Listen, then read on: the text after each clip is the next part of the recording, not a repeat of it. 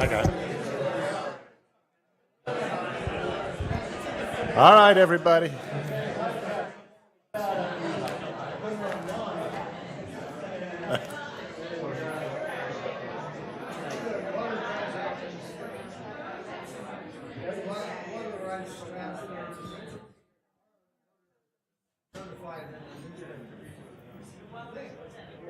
All right.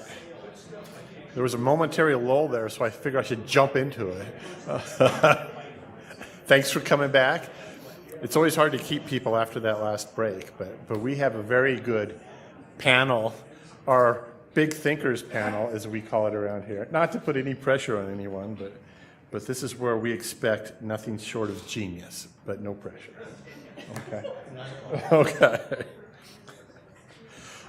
It is our tradition to have this panel and to reflect upon the whole spectrum of things that we've talked about these last 2 days, as well as maybe to strategically point out things we've overlooked these last 2 days. So we can go a lot of different directions in this panel.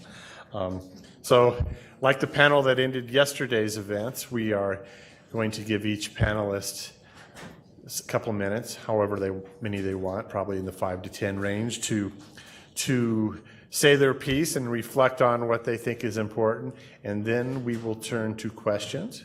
And again, for this last panel, we like the questions to be big, challenging questions, although we can have some in the details as well. I will give very condensed introductions to the relief, I'm sure, of each of the panelists.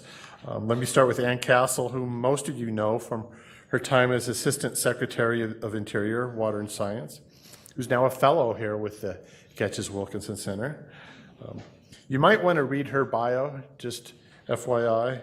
I thought it was charming. It has a spirited defense of hydropower and an unsubstantiated claim that the drought that happened on her watch was not her fault. So I thought that was interesting. Bob Adler is also here. He's the Dean of the University of Utah Law School. He also has a really nice book on the Colorado River that I always make my students read. Another author is John Fleck. We've heard a few mentions of his recent work. He's director of the University of New Mexico Water Resources Program. And then we have David Palumbo, who is the Deputy Commissioner for Operations with the Bureau of Reclamation. In theory, he's the person who can speak for and answer your questions about what's the Trump administration up to. So, I said in theory. Yeah, I won't hold you to that. Okay. So we will start with Bob because he is the only one with a PowerPoint and it's already set up. So let's do that. Bob. Thank you, Doug. Thank you for sparing me the Google thing. Maybe you Googled my name and found nothing whatsoever that was interesting, so that was it. I actually didn't travel to Boulder with a PowerPoint. I did this last night, and it might be because like Doug has a Google problem, I've got a PowerPoint problem. I just couldn't help myself.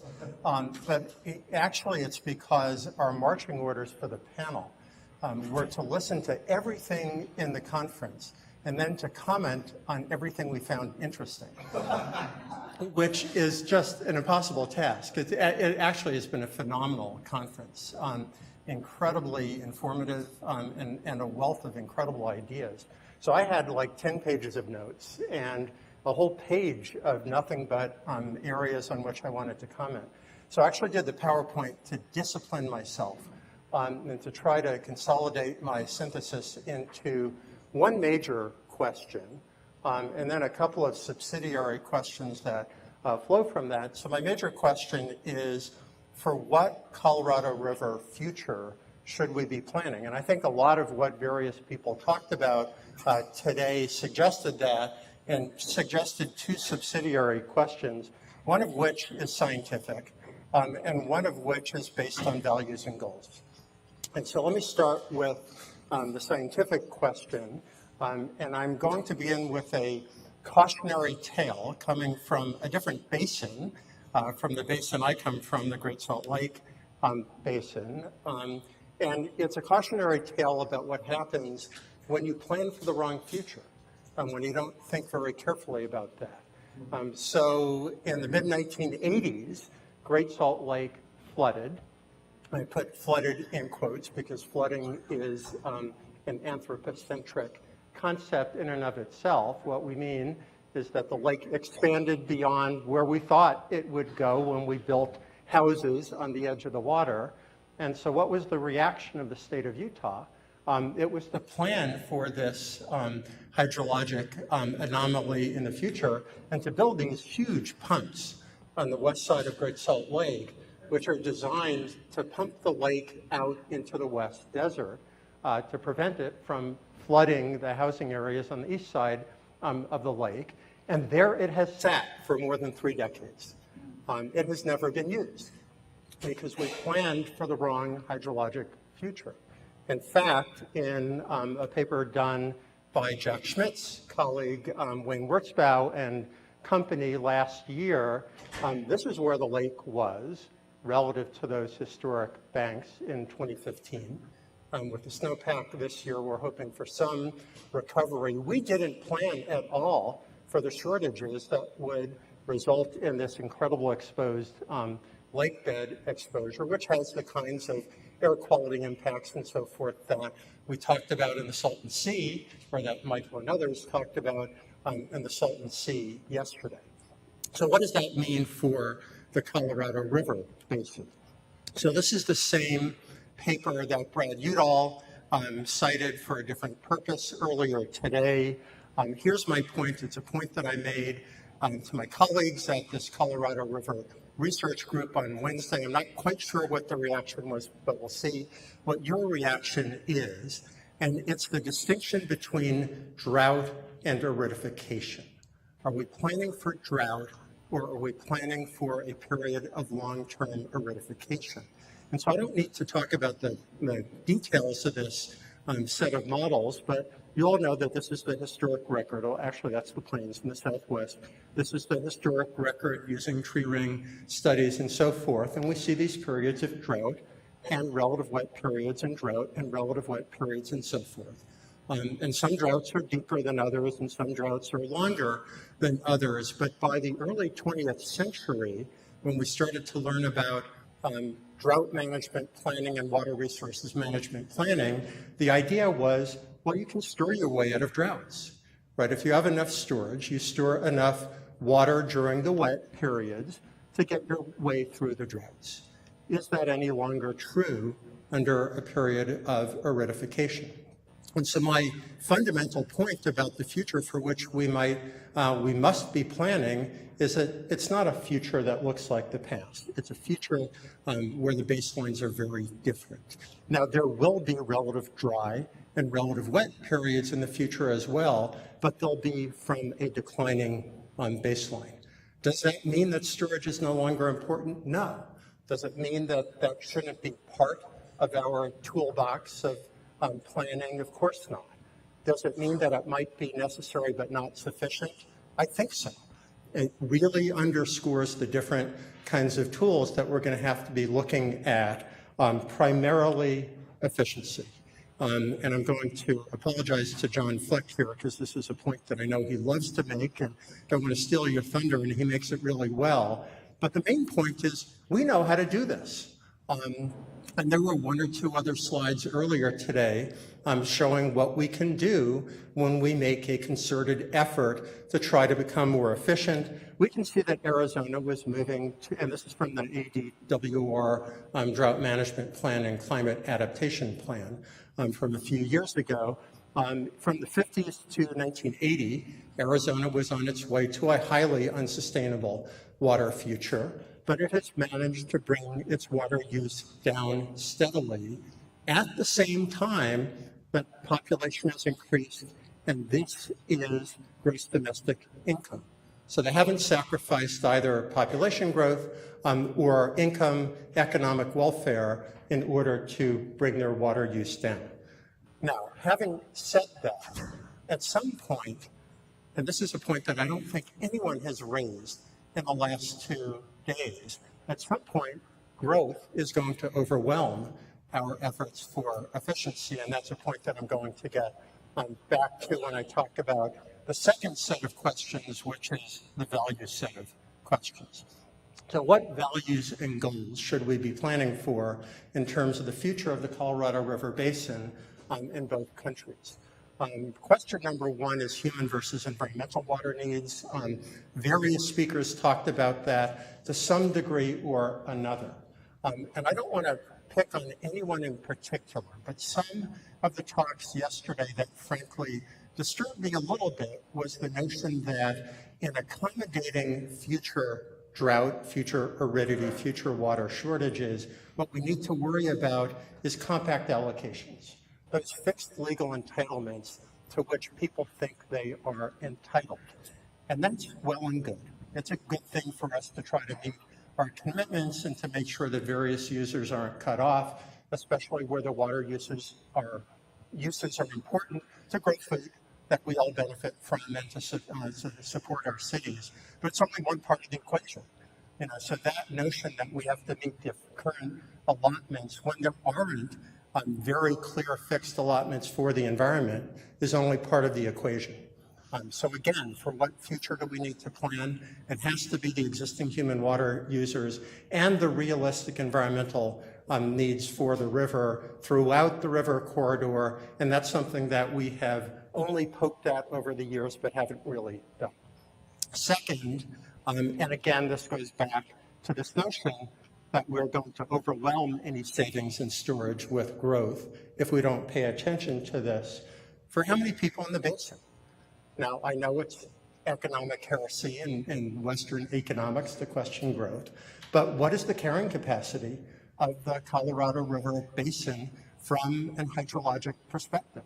How many people can the water sustain? And at some point, do we need to say, enough is enough growth is enough? I live in the Upper Basin, I live in Salt Lake City, and Don Usler, actually to his credit, was one of the few people who has ever said, we in the Upper Basin may have to realize that we're not going to get our full compact entitlement, but do I want Salt Lake City to grow as big as Los Angeles? Apologies to those of you from Southern California, but no, I don't necessarily, especially if the water can't sustain it. So I do think we need to ask the fundamental question about carrying capacity for people and growth in the basin. And finally, this notion of compact entitlements. As a lawyer and law professor, I understand the idea that a deal is a deal, right? But I've heard people so many times, especially in the Upper Basin, in Utah and elsewhere, say, this is what we bargained for in 1922, and damn it, we're going to get our entitlement. I mean, that's essentially the mentality. And I understand that on one set of terms. But on the other set of terms, I would ask, are we asking the right question? Is the right question, should we all get these fixed entitlements that are written on paper? Or should we ask, what do we really need? What do we really need in the basin for human health, for environmental health, for the overall health and welfare of the basin? And so I'm going to leave you with a quote. I know the Grateful Dead are in town, and I know that it was Bob Dylan who won the Nobel Prize for Literature this year. But I'm going to leave you with a quote from another famous 20th century philosopher, which expresses that notion of what is it that we really need. Thank you.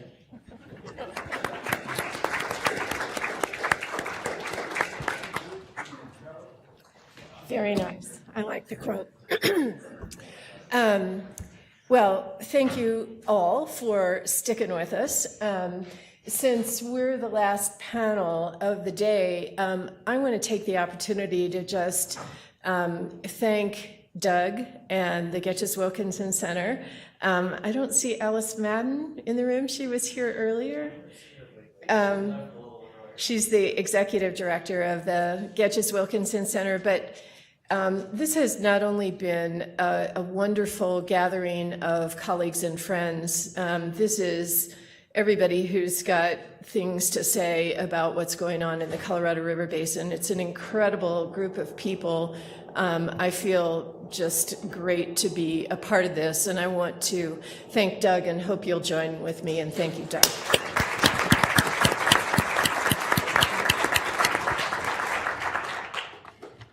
So in trying to tie it all together, which is our assignment, I would say that the conversation over the past 2 days has been all about sustainability. And I know that's an overused word, but I think that's what we're all talking about, maybe from different perspectives, but we're looking at a more reliable, a more resilient system. Many people have mentioned multiple benefits from the Colorado River system. That, to me, all speaks about sustainability. I want to observe a couple of things that weren't said, because I think that's important for us to recognize, too. Nobody talked about changing the compact. And I think that that's true even with what we just heard from Bob Adler. We recognize that the law of the river is adaptable, and we've seen it adapt. We've seen it evolve. We've heard a number of examples of how the law of the river has changed to accommodate the circumstances of the day. One other interesting thing that we haven't heard is skepticism about the existence of climate change or the human causation. Nobody's expressed skepticism about that. We've heard from Brad and from others about the possibility of further, even more dramatic reductions in flow as a result of climate change and warming temperatures. The folks in this room, and I think all of the people that you work with, are very cognizant that we can't be distracted by debates about the existence and causation of climate change because we're way too busy dealing with the fact of climate change. I loved the t-shirt on Brad's slides that said, it's getting warmer, it's us, and what's next? It's bad. We're sure, right? And so you only need a t-shirt like that if there are people out there saying it's not us and we're not sure. And that's the point I want to make. We all agree in this room, I think, that we've got a climate change and a warming temperature and a decreasing runoff problem. But that may not be true with respect to the population that we are ultimately messaging to. And I think we have to take that into account in crafting our strategies to the extent we need legislation, to the extent we need funding support. That's just a fact that we're dealing with in the greater population today, and we need to make sure that we're not living in a bubble with that respect. I'm going to play a little bit off of what Bob said about preparing for futures that don't materialize. In connection with the rules that we put in place, the 2007 guidelines, other agreements and components of law of the river, once we operate under those regimes for a while, we figure out that there are unintended consequences of the rules that we put in place. Things that we thought of as safeguards that turn out to be impediments. And I'm thinking of, well, Commissioner Drusina said, in some cases in Minute 319, we're pushing the limits of the rules that we put in place. Things like the disincentive to store conserved water in Lake Powell if the 2007 guidelines result in balancing and equalization releases at least part of the time. The ICS rules that limit intentionally created surplus in volume and in participants. The interaction between ICS and the benefit of having that water in storage and the limitations on deliveries to the lower basin states. Those are things at the limits of our rules. And they're unintended consequences of a very good set of rules. But those are things that we need to think about for the future. And when we reopen the discussions about the guidelines in 2020 for implementation in 2026, we need to think about how those limits, how those unintended consequences are affecting us, and we need to deal with their effects in ways that reflect what we know and what we expect to see in the future.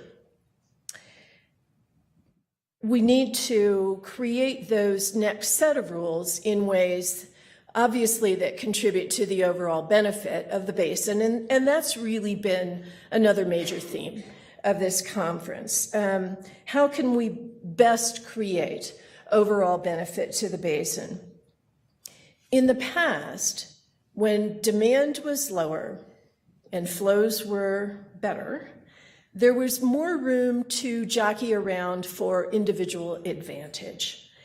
When we have a system the way it exists now, with increased demand, where the overall system is very tight, a disproportionate benefit to one sector creates a disadvantage to another sector.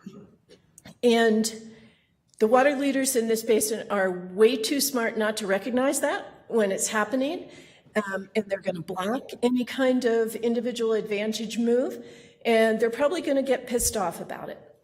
So the way we make progress is with work to create collective benefit, because we know, because we've seen it before, that when we have collective benefit, individual diverters, individual sectors also benefit.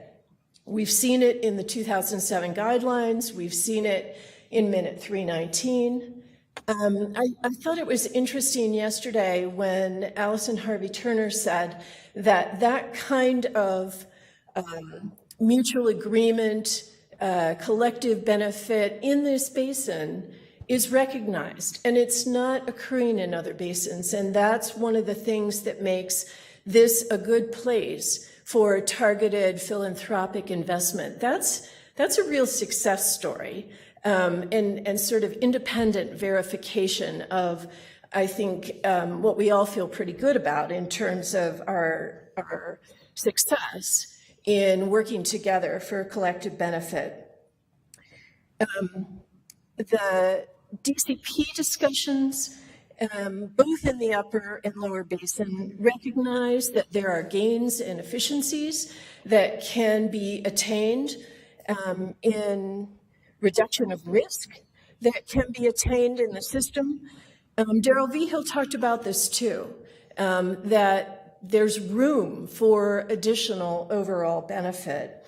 So when the system gets stronger and more resilient, everybody benefits. So there's a difference between protecting your own interests. Everybody in this room has an obligation, a responsibility to protect the interests of their organization, their state, their sector of interest, their clients. But there's a difference between individual protection and trying to gain an advantage over other interests. So I think what we've heard from a lot of people is let's seek collective benefit with individual protection, but not individual gain. There's some critical areas that we've heard that just need to be brought home, and relatively quickly. In the lower basin, it's the DCP, it's the DCP Plus. In Arizona, we need to make progress on the Salton Sea. We heard about durable funding in the Salton Sea, and let's get something started. Let's get going in the Salton Sea. Further work on the structural deficit at levels above the shortage levels in Lake Mead. In the upper basin, we need to bring home that agreement on drought operations of the crisp reservoirs. We need to work on shepherding. We heard about that, and some sort of interstate arrangement for upper basin conservation to get water into Lake Powell. All of us in the basin need to work on and bring home Minute 32X. And from a timing perspective, that may need to come first, so that other things can build on 3.2x. We need science. We need measurement of evaporation at Lake Powell. We heard from Jack about that this morning. And science on that sweet spot of how much water we need to do great things in the Colorado River Delta. I would add, although we didn't talk about it a whole lot, that we need to find better ways to leverage USDA and Department of the Interior funding. We can anticipate that those funding levels are going to go down. So we need to use every dollar as productively as we can. And there are efficiencies to be gained if those programs work together. And we need to bring home the tribal settlements. There's still a number of outstanding water rights settlements among Colorado River Basin tribes. There's uncertainty as long as those things have not been pinned down, and that just needs to get done. We do have the tremendous advantage of our plumbing. 4 to 5 times the annual flow in storage capacity. That gives us a lot of flexibility in this basin that other basins don't have. And we can use that plumbing to secure multiple benefits. Not only water supply reliability, but benefits to the environment that also create a more resilient system. Finally, I do not underestimate the difficulty of the politics, having seen firsthand how thorny and unpredictable the politics around changes in the river management system can be. Politics is hard. It needs to be dealt with carefully and individually in each state.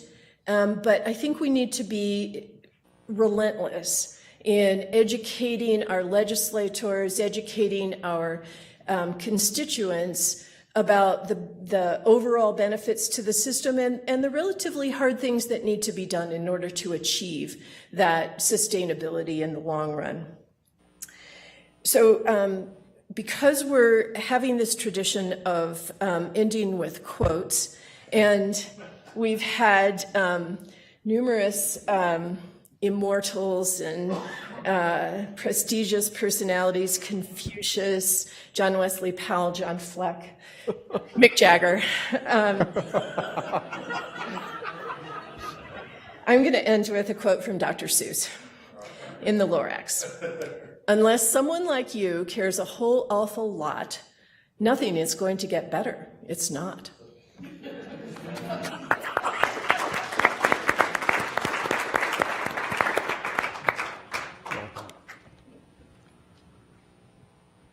So y'all can't see this, but Mick Jagger is still staring at me off the screen. She quoted me and Mick Jagger.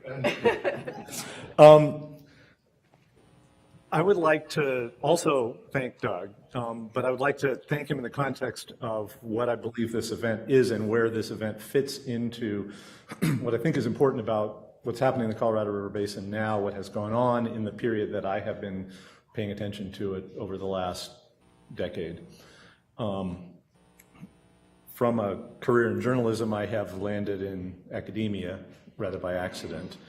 And my appointments in the Department of Economics at the University of New Mexico and the colleagues that I work with have made some really significant contributions that have helped me with my work in a couple of areas. The idea that economists are good at thinking about of externalities, which is to say, sort of narrowly in a market, when you have a market and the cost falls outside the market, then the bad things, air pollution, or too much of it. But conceptually, it's a broader concept, which is that if there's a policy domain and the actions in your policy domain have a negative effect in a different policy domain, the same sort of thing happens. And the notion of transaction costs. And that is the idea that there's some good things we want to do, but there's a bunch of really hard work of getting the right people together. And so transaction costs in a market involve information and buyers and sellers, but transaction costs in a more complicated institutional structure involving get the institutional widgets built. And I think the most sort of interesting single quote that I heard all these 2 days was from Steve Mone, when he was talking about the negotiations, the relationship between the United States and Mexico over the treaty, where he described a process of dynamic resilience through negotiation. And that really caught my ear, and you heard Eric Kuhn refer to it also. Steve was applying it to the U.S.-Mexico negotiations. I think it applies more broadly to the broader framework of what we have seen going on in the basin over the last, it's hard to know where to put the starting line, this process of negotiations over the last 20 years that has become essentially a process of permanent negotiation. So we can slice it into particular windows that yielded particular results. The process that led to the interim surplus guidelines, the process that led to the 2007 short sharing agreement, the process that led to Minute 319, the current processes toward DCP and 32X. But those are, in fact, I would argue, part of a continuum. And that continuum is what is essentially a permanent process of what Steve called dynamic resilience through negotiation. And that is where our ability to be both sustainable and resilient is rooted in those processes and in the robustness and the health of those processes. And Ann mentioned the tremendous advantages that we have by the physical plumbing that was built over the course of the 20th century. And I would argue that we also see in this process of negotiation the development and the sustainment of a kind of an institutional plumbing, which involves both individuals at the various agencies and NGOs and participating people in the middle and around the fringes at various layers. It also involves the set of rules and the ever-evolving set of rules. And I think that it's important for us to remember that plumbing, that institutional plumbing, is every bit as important for us to continue to invest the resources in to make sure that kind of plumbing works well as it is to maintain the physical pipes that deliver the water to my house in Albuquerque. And so it's the functioning of that institutional plumbing that we have seen on display here, because the people who have been in this room are many of the people who are the pipes and valves in this plumbing system. And this conference, and there are a number of sort of specific events, and there's also more specifically negotiation processes where this kind of social network, as I've described in my book, functions. And this conference has become one of those places where, if you want to kind of be keeping up on Colorado River stuff and working with these people, everybody comes here, and then things happen in the hallways and in meetings afterwards. And so I think it's important to recognize those functions. So I want to talk about transaction costs and externalities and how those play into this. And my description of the functioning of the network and the successful operation of those institutions is, in the terms of The Economist, a thing that reduces transaction costs. So the fact that people knew how to have the conversations that they had for the 2007 shorter sharing guidelines provided a bunch of enabling social and cultural and institutional infrastructure that then feeds into Minute 319 and the minutes that led up to it, for example, and the fact that what's going on in the DCP now flows out of what happened in Minute 319. And so these creation of this institutional plumbing reduces the transaction costs. So we got a new problem. We already have a bunch of people who know how to negotiate and know each other's positions and needs and values, and those things can happen. And so that maintenance of and nurturing of that institutional plumbing is really important. The other thing on the side of externalities is that we have heard talked about over the last 2 days a bunch of things that used to be externalities, things that were left out of the policy domain of Colorado River water management that have now been included or partially included, and benefits to the basin as a whole have resulted. And I think the most important one, which we've heard a lot about, is Mexico. If you go back to the battle over All-American Canal lining, the conflict with Mexico, that was a very explicit thing of the United States solving a problem at the expense of Mexico and sort of shoving the problem outside of our policy domain. That was putting the externality on Mexico. That was the problem. In bringing Mexico into the river management regime with Minute 319 and the steps that led up to it and the steps that are now following, we've expanded the policy domain to include Mexico. The discussion of GRIC yesterday is a great example of a positive example of Native communities being brought into the policy domain in a meaningful way. So again, we've sort of expanded the boundaries of the policy domain to include that which used to be excluded, and it has been to the benefit of all. The pulse flow in the Delta, and you know, I'm as enthusiastic as everyone else about the pulse flow, and I'm nervous about making too much of it because it was a thing that happened once, and continuing those benefits requires continued attention. But it was an example of something that was excluded from the policy domain by the border, by our attitudes toward the environment in that other place, that has now been included and that has benefited all of us.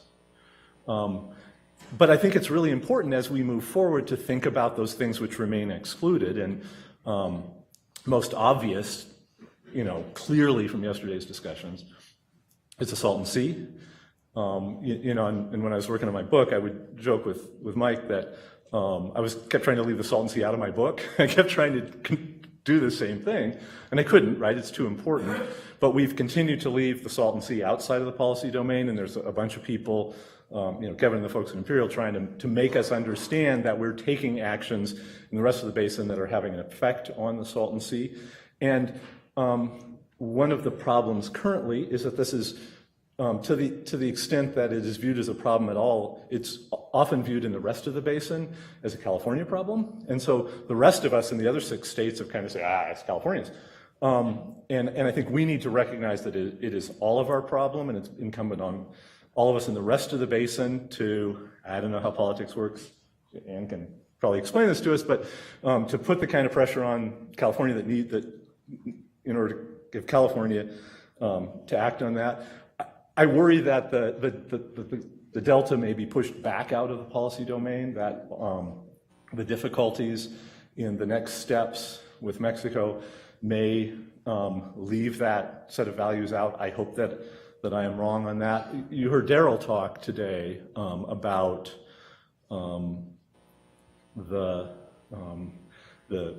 way Native communities have long been excluded, and I think we are doing better there, but this is a part of the policy domain. These are important communities, important values, important stakeholders that have not been, I think, properly included. And what we see when we figure out how to include these externalities is an improvement for the problems of the basin as a whole, if we find ways to be more inclusive in this institutional plumbing that I have talked about, but we need to be mindful that we're getting all those, that we're drawing the boundaries around the problem in the right place, that we're not taking the easy way out to solve a problem in the narrow way that we can get done by excluding something or someone who's important.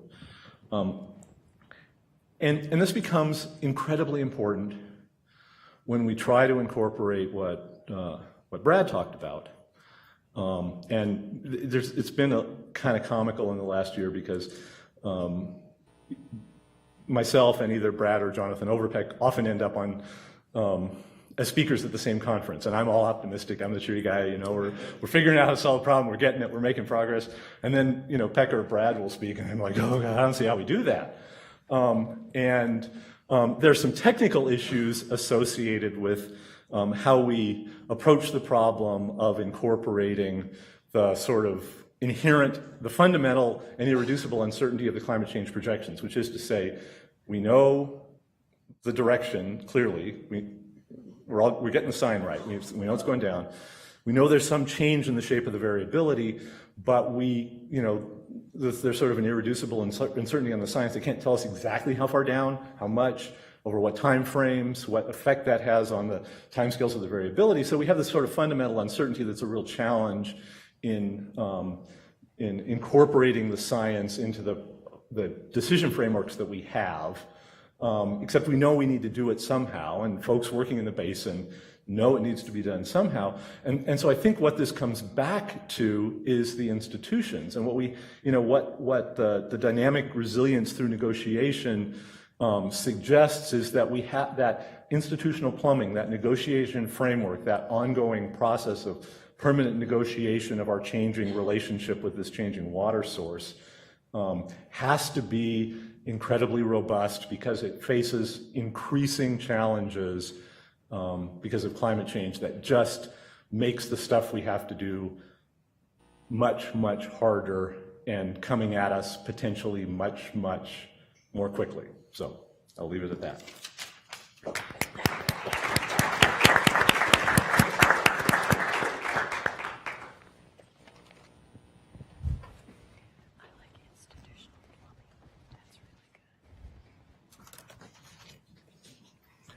Well, good afternoon. It's great to be here among so many smart people and good people, and on a Friday in wonderful Colorado. Before I get started, I have a quick story and then an observation. A quick story is somewhat Grateful Dead related. I was in a band in college, and we were horrible. And there was a festival that the university was advertising for, and you had to turn in a tape. So the band went down into the basement and we made a tape and turned it in. And a few days later, we got a phone call. And they said, "We'd like you to play." And we're like, wow, that's a shock. And we'd like you to play last. I thought, wow, the headliner, this is great. Someone must have listened to the wrong tape. And I said, okay, so what time will we be playing? Well, it'll be after 2 a.m. So by the time we were done, only very few people were there. By the time we started, very few people were there, and most were either on their way to passing out or passed out. So I say that in the observation, this is the last panel of the day, and there's so many people still here, and no one looks like they're passed out or going to pass out. That's right. The observation I wanted to make when I was looking at the description of this panel and the distinguished folks that are on this panel, that I came to the conclusion that the quotes were put around Big Thinker when my name was added to the panel. So I have a few things I'd like to cover, some observations of themes that I've heard here over the past 2 days that I'd like to share. But before doing that, I wanted to add to what Bob Snow mentioned yesterday when asked about the department's interest in the Colorado River Basin.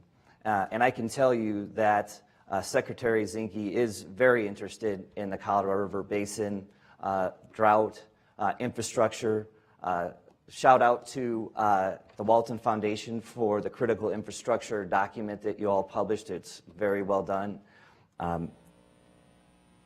The Secretary Zinke is, again, not only interested in the drought in the U.S., but also interested in the minute with the country of Mexico, and he's very engaged in Colorado River matters. One of our earlier briefings with the Secretary was on Colorado, and we've had an ongoing dialogue since that time. Wanted to make one additional observation about hydrology. We've talked a lot about how 2017 is such a good year, above average year. The likelihood of shortage in 2018 is nearly negligible. But I did want to remind everybody we had an even better year in 2011, which was followed by the two driest years in the modern record. So we can't take our foot off the gas pedal when it comes to drought planning and adaptation measures. With respect to projections into the future, in any given year of 2019 through 2022, it's still a 1 in 3 chance of going into shortage. So again, we can't take our foot off the gas pedal.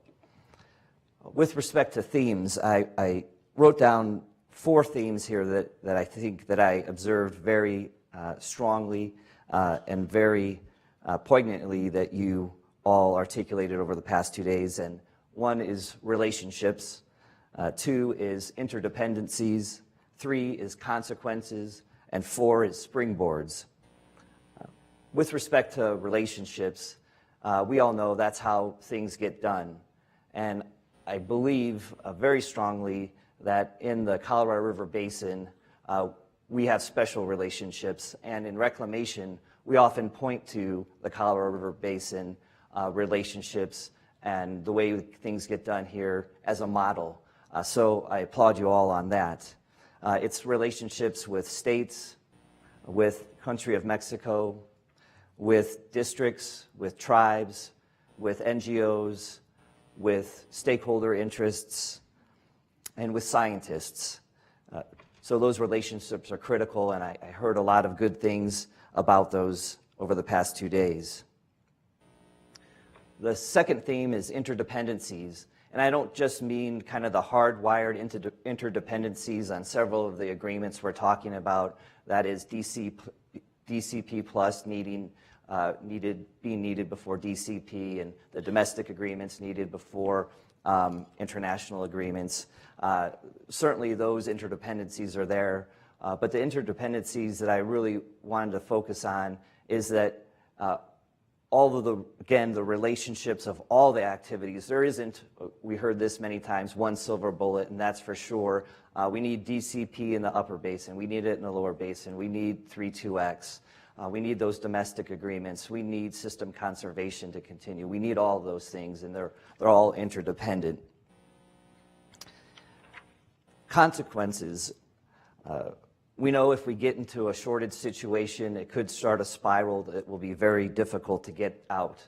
There'll be consequences to agriculture, to municipal supplies, to industrial supplies, to water for tribes, to ecosystems, critical to ecosystems, to hydropower. So the consequences are high, and so all the more reason to focus on getting things across the finish line and coming up with new and novel ideas on ways in which to manage drought in the West. And the final item I'll mention is springboard.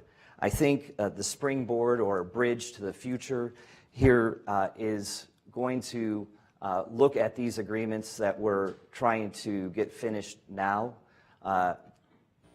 None of them are going to be perfect. We're going to learn things along the way, but those lessons that we learn along the way will be critical for a post-2026 guideline environment. We need to start early. We need to learn from those agreements that we're going to get in place. We're going to need to adjust over time, but that will be a springboard to a post-2026 world. We need to rely on good science to understand the range, possible outcomes, and apply that to what we learn as we're trying to implement these agreements. That's what I have for you all. Thank you.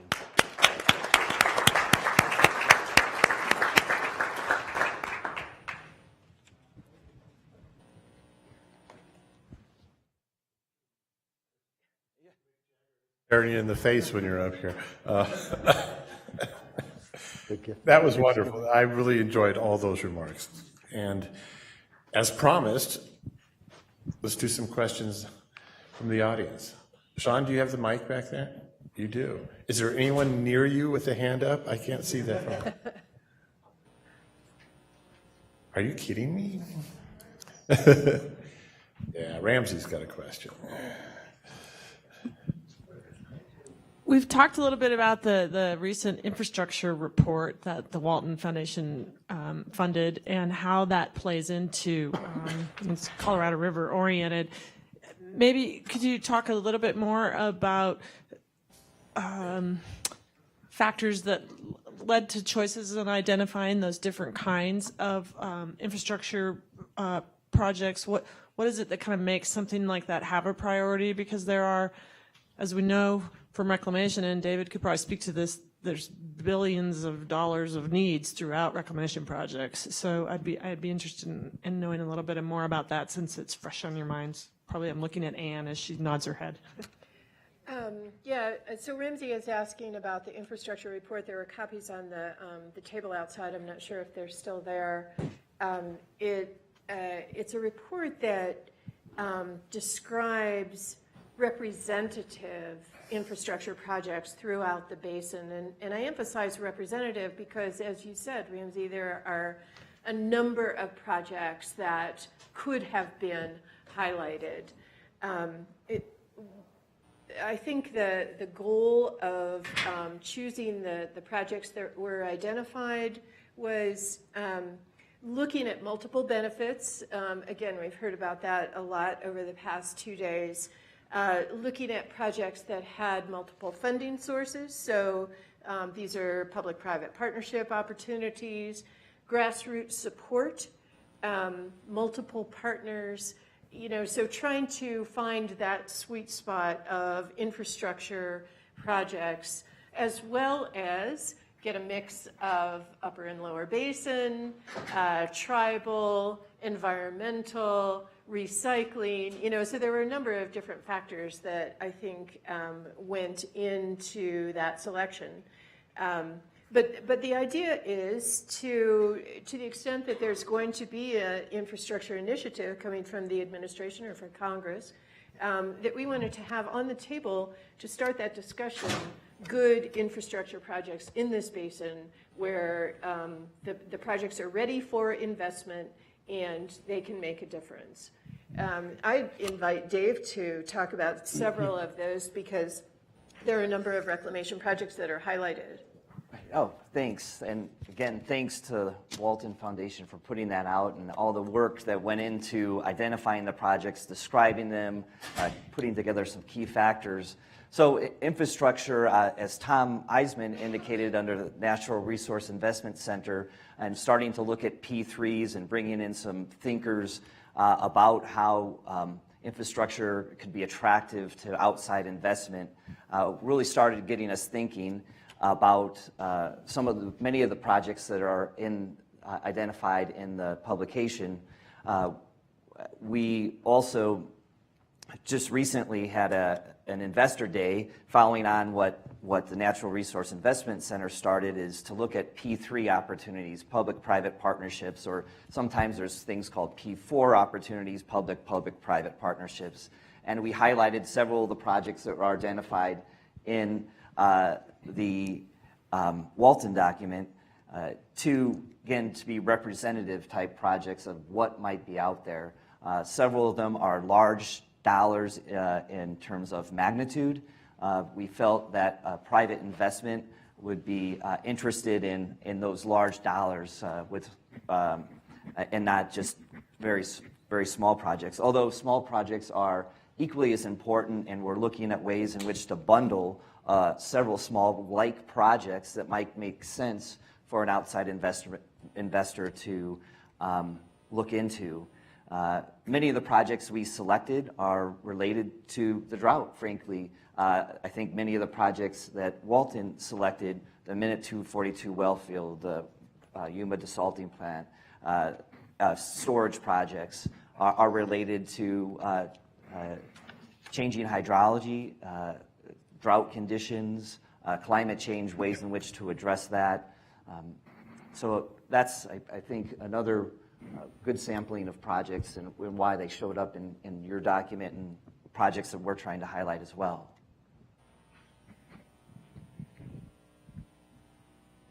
All right. Oh, wait, you got one back here. Dan. That kid, is that what you just call me? Well, Thanks. we are on a university campus. So I guess kind of a political question, and I don't know, David, you might not. I'll give you a waiver on this if you don't want to answer it. But I guess relative to Colorado River policy issues, and we talked about this at the conference that you spoke at in Reno this year. Would you guys be comfortable in maybe projecting policy changes of this administration as compared to the last? Opportunities and maybe things of concern that are going to be different than how Mike and Ann handle things at Interior. Somebody else should start that. So I will start with some concerns. Perhaps not surprisingly. One is our, and I hesitate to say this, but our commitment to Mexico.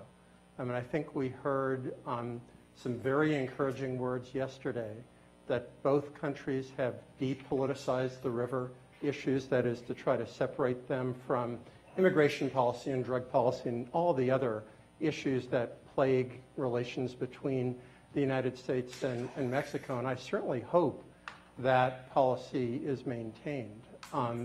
But query whether in this administration those same rules are going to continue. And there are a lot of people who know a lot more about this issue and the inside politics of it, but I have a concern about that. The issues about infrastructure. President Trump last week indicated that he wants to privatize more infrastructure spending, either privatize it or to shift it down to the state and local governments. He did not mention water projects. And that's interesting. We all know what happened to President Carter when he, went after water projects in the West. It's a politically very difficult and divisive thing to do. But you talked a little bit about privatization and bringing in private capital to combine with public capital, public-private partnerships, I think is a good thing at some point. But if you're going to direct capital to those projects that have a good payback, what are the environmental justice implications of that, where the water infrastructure goes to those areas where there's a population that can pay back the project costs and potentially have a project? Where does that leave other people? So just a couple of open questions there. I'd like to add, to echo what you said about the relationship with Mexico. If you look at the relationship between the United States and Mexico with respect to the Colorado River through the last century, the last 3/4 of a century, there have been key moments where, in the Treaty of 1944, for example, and then again with the way the salinity crisis, which eventually led to Minute 242, were dealt with, where issues that were connected to broad national issues between the two nations affected the outcomes on the Colorado River. So, for example, the two nations were allies in World War II, and the diplomatic relationship there then influenced the deal that got cut on the Colorado River. Same with the salinity crisis, where our delivery of highly saline water to Mexico created political backlash against the United States and Mexico, which then escalated more broadly in the relationship between the two nations.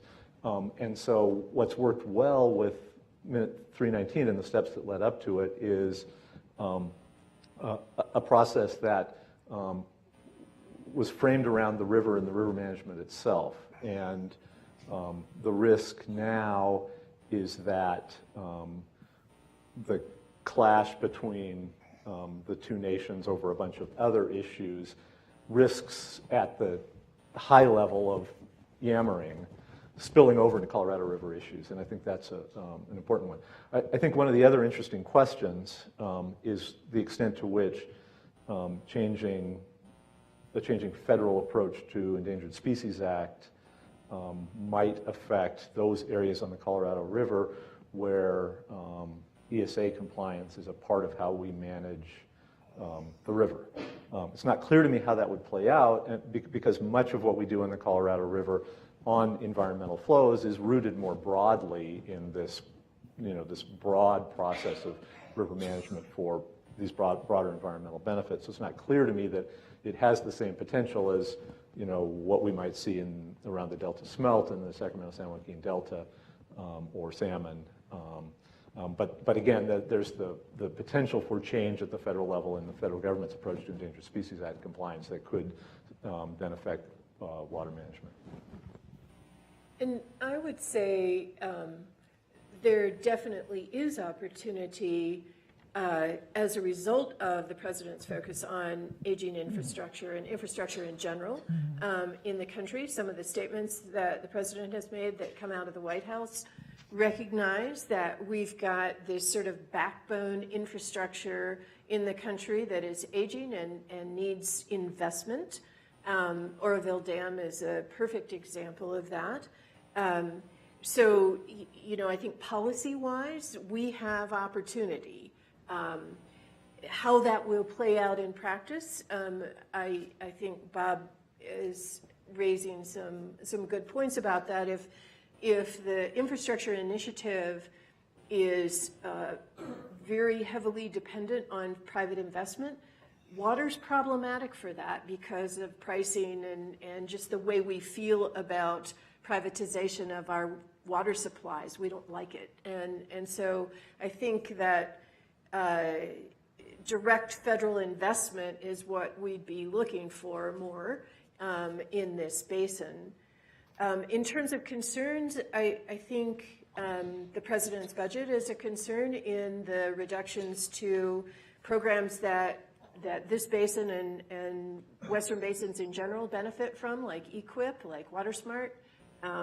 We have to keep an eye on those programs that have proven to be successful, that do leverage federal money, and that have good, well-developed criteria that select projects with multiple benefits and grassroots support. Just to add one thing quickly, and I think it's important that there's the strong expectation, at least that I have, for a whole lot of stability. What you have in terms of the sort of key river management processes now that involve the federal government, a strong consensus among the 7 states and a mix of red states and blue states. And so there has generally been continuity, as you know, in transition from Republican to Democratic administrations as we've gone back and forth on Colorado River issues more generally, because there's a lot of core issues that aren't Republican issues or Democrat issues, red state, blue state issues, and so there's sort of this consensus among the states about the direction we're all heading.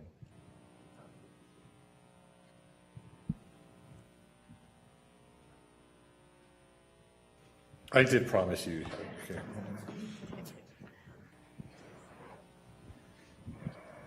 So thanks for speaking, guys. Really appreciate everything that I've heard this whole last couple days. This question's, I guess, more or less for Robert, but I think you're all probably able to give your 2 cents on it a bit. And I was hoping to hear more about it during the course of the conference, and I was glad Robert brought it up just slightly for a little bit during his last speech there. But my question is regarding how you guys think the future security of the court system is going to play out in the Western United States.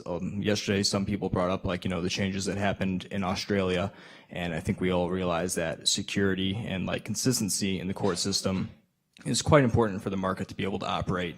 And I wanted to see if you guys really thought the current system that we have is necessary, like the level of security that we have is beneficial and we shouldn't try and change it, or if you think that a change in the way that we govern the Western water system is a bad idea. Like, would it cause so much insecurity that it would cause negative effects on the market, or do you think it's a transition that can be survived without massive economic impacts?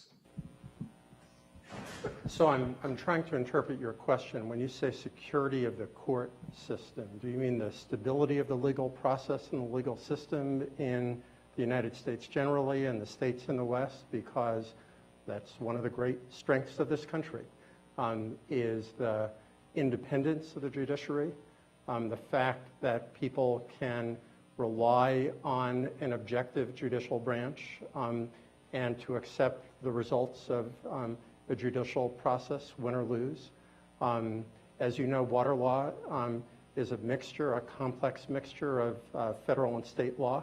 I think the notion that states dominate water law is a little bit of a myth. There's such a strong federal presence through the Bureau and other federal laws and policies. And I think security of water rights, we heard in the economic panel and the marketing panel, it's security of water rights that makes marketing possible, that makes trading possible. And I think maintaining that is critically important. So with that, I'm not quite sure I answered your question. Yeah, I'm more or less wondering if you think that there could be a major change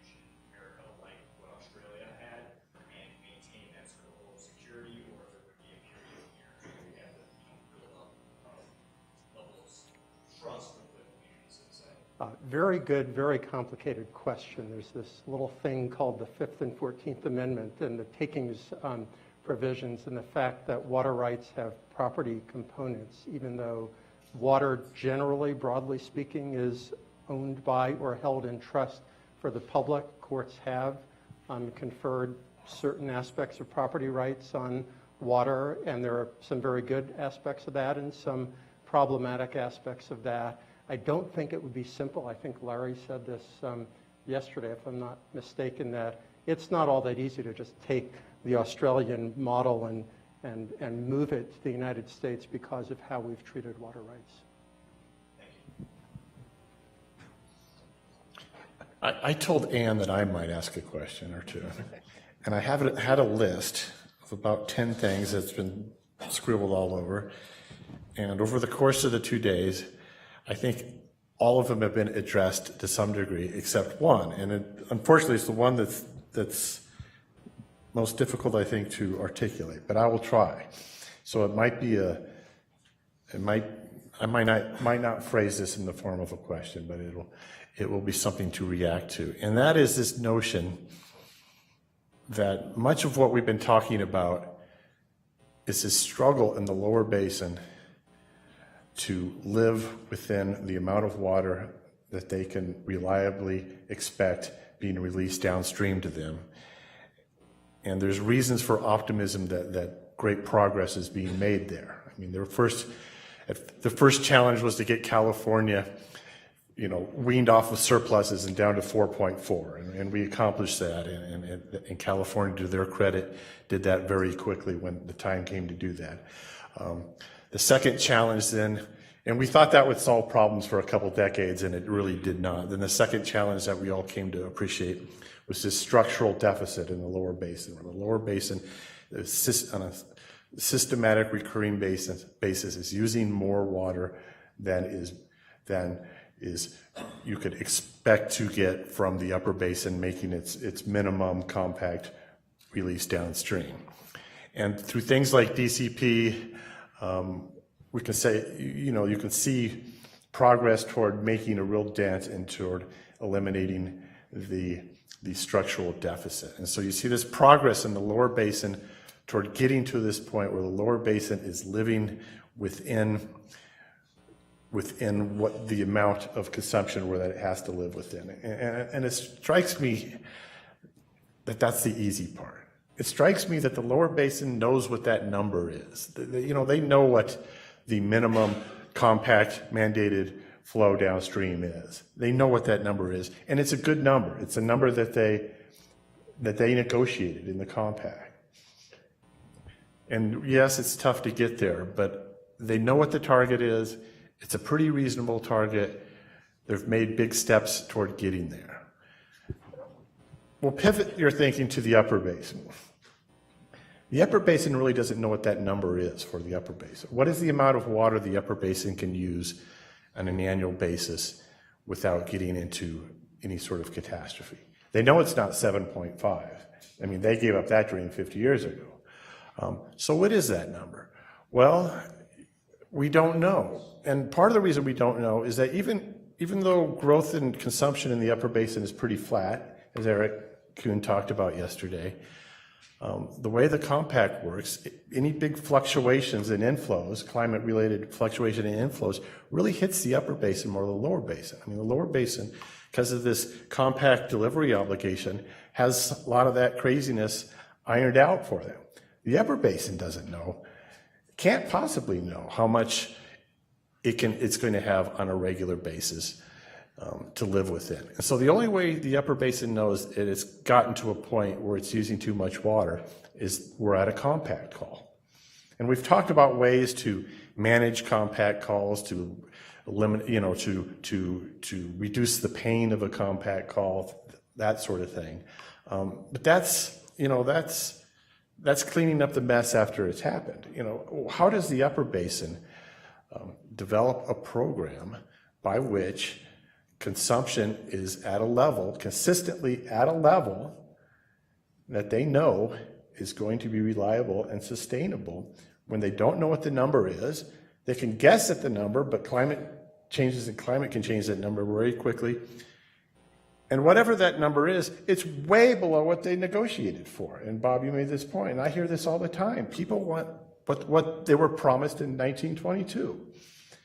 So I guess, in 5 years from now, are we going to not really be talking about the lower basin that much, saying, wow, the lower basin went through all those difficult steps and got their house in order and it's fairly sustainable? Are we going to be, are these conferences 5 years from now mostly going to be talking about the upper basin and not the lower basin? There's an actual question. Thoughts? Go ahead.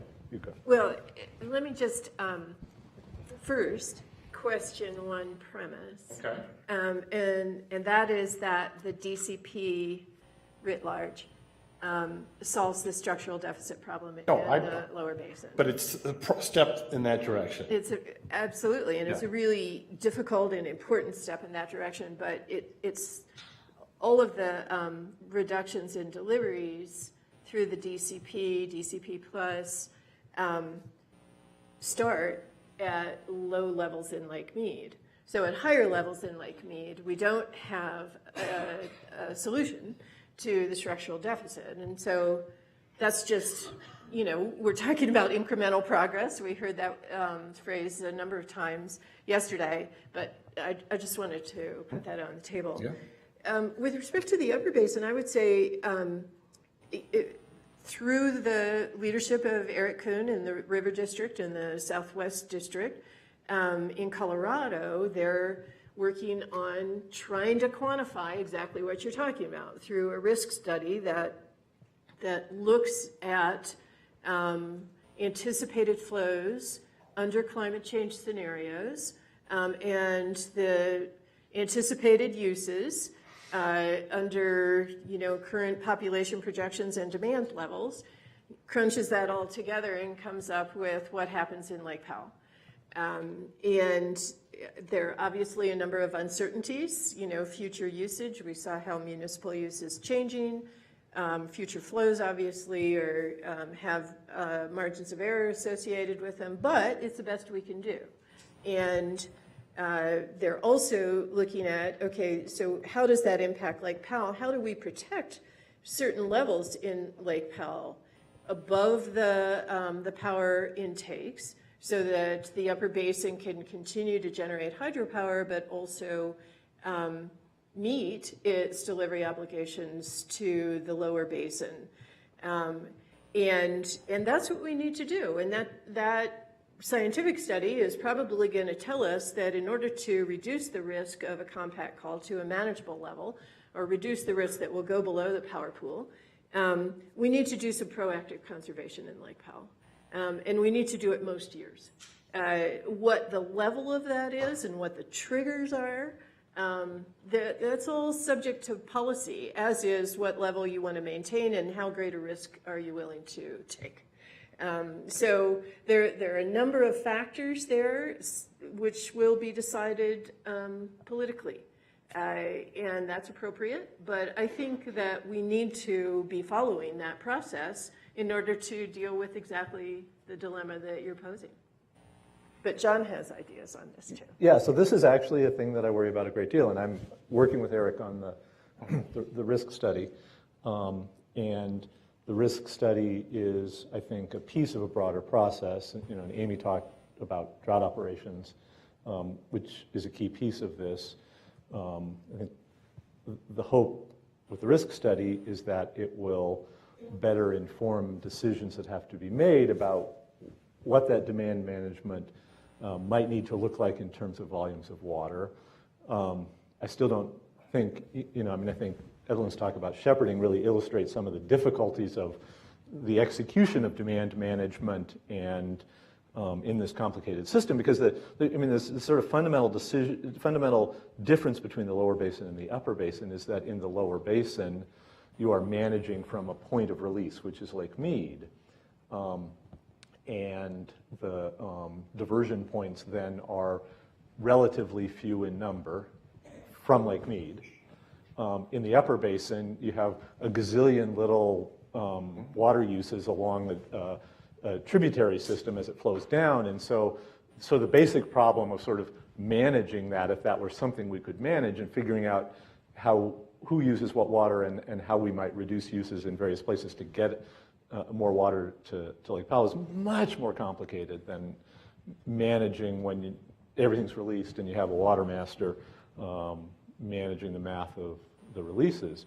And so I think, to come back to what I said earlier, that what needs to happen is not a specification of what the solution will look like, but a robust process that will lead us to the solutions. And I think, what Amy talked about is a part of that process. What Eric is leading the River District and the other West Slope Basin Roundtables to try to quantify what this risk is that you're describing in general terms.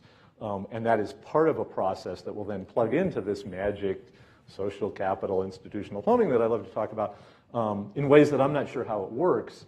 And I think a really important point that Jennifer made in conversation is that the question, when you then look at Brad Udall's work, is, are these institutional processes that we have capable of spinning up fast enough to solve the problems? And I think one of the really important outcomes of the first phase, and it was really kind of a simple back-of-the-envelope piece of the result of the first phase of the risk study, is that if you had a repeat of the first 5 years of the 21st century, that happened. Lake Powell dropped a lot, but started from full.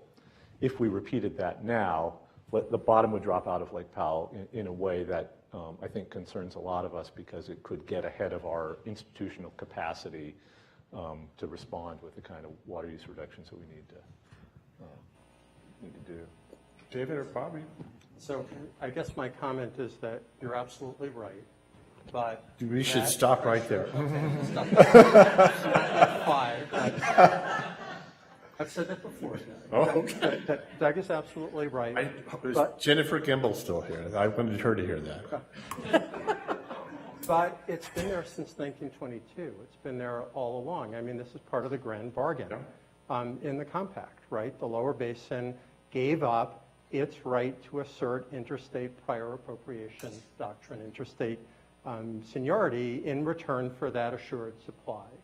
And likewise, the upper basin gave up, an equally assured supply as the lower basin in return for the luxury of having the time to grow. And this is why the upper basin faces such a challenging set of circumstances right now.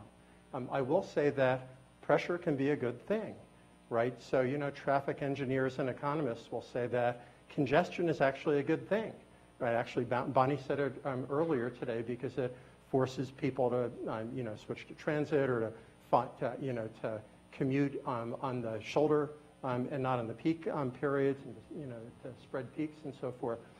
And the history of where we've made progress in the basin is when people have felt pressure. If you see yourself getting to the edge of the precipice, you're like, oh, I better do something about this, and that's what caused people to do things. If the upper basin and the lower basin didn't feel that pressure, they're not as likely to work as hard on solutions. I'll say that I was very encouraged what I heard about the DCP yesterday. Some of the things I heard today gave me a little bit of pause, because the lower basin folks seem to think that there's plenty of flexibility within the compact and the law of the river to deal with that. And if I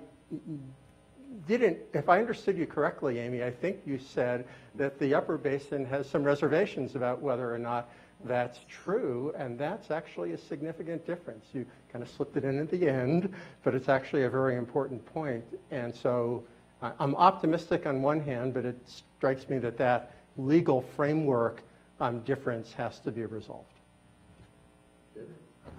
Maybe I'll just add to what the panel responded. It's a great question, and I think the responses are right on. And maybe to add to it and go back to the springboard concept or bridging concept, the things that we're going to learn over the next several years, coupled with additional basin studies, coupled with risk studies, coupled with bringing in good science, will allow those folks around the table, when it comes time to renew the 2007 operating guidelines, that is feeder information, and hopefully will influence the negotiation that ensues in the early 2020s.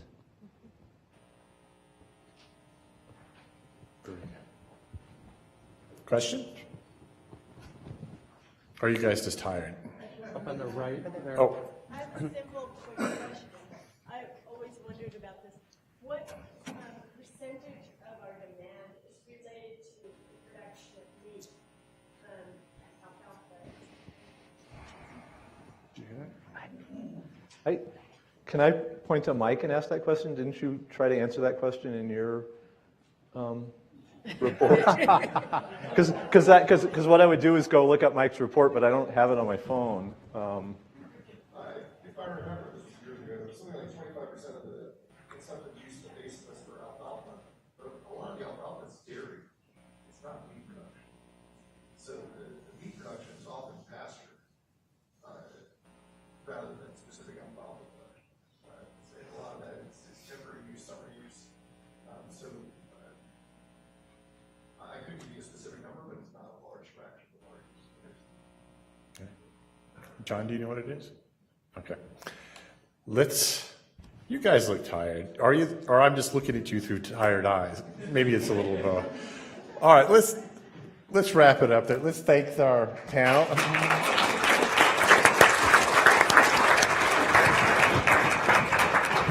Let me say just a few words before you run out the door. Just again, thank the speakers, thank the sponsors, thank Sean, he's doing a lot of work, and thank you guys. I mean, I always say this when people ask. I think the strength of our conferences year in and year out is we have really good audiences, and I think that's actually something that most conferences don't worry about, who's in these seats, but we always strive to get a good audience, and once again we got a good audience. With Mick Jagger staring me in the face here, I feel I should, but I will end on a Grateful Dead quote. The most obvious Grateful Dead quote has been used by, I think Dan used it, what a long strange trip it's been, but the one that comes to mind right now is, let's hang it up and see what tomorrow brings. So, thank you.